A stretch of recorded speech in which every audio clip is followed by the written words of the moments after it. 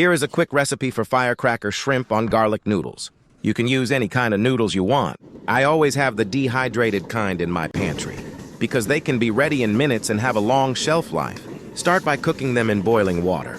Make sure the water is boiling before throwing the noodles in there. Cook them till they are soft but still firm. These took about 1 minute and 45 seconds to cook. Set them aside to use later. Now let's batter the shrimp with 1 whole egg and about 4 ounces of cornstarch. Mix it all in there to create a wet batter. May seem a little runny, but trust the process. Dry coat them with another 4 ounces of cornstarch.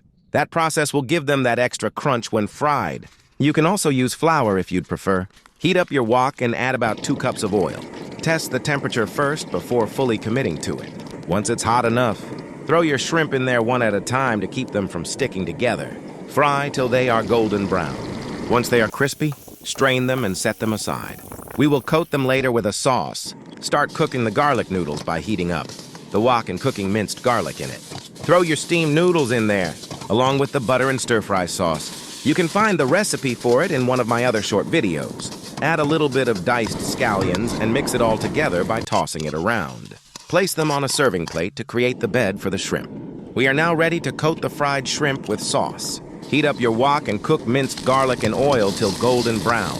Add the cooking wine and give it about 30 seconds to reduce a bit. Throw in some Sambal chili paste for spice. You can also use sriracha or red pepper flakes, depending on your spice level preference. I used Sambal because it adds a bit of acidity to the dish. Add about half a cup of teriyaki sauce. I also have a short video for that recipe. Add some scallions and mix it all in there. Once the sauce is boiling, throw in the shrimp and toss it around for about 30 seconds to fully coat them. Don't toss them for too long. You want them covered in sauce but crispy at the same time.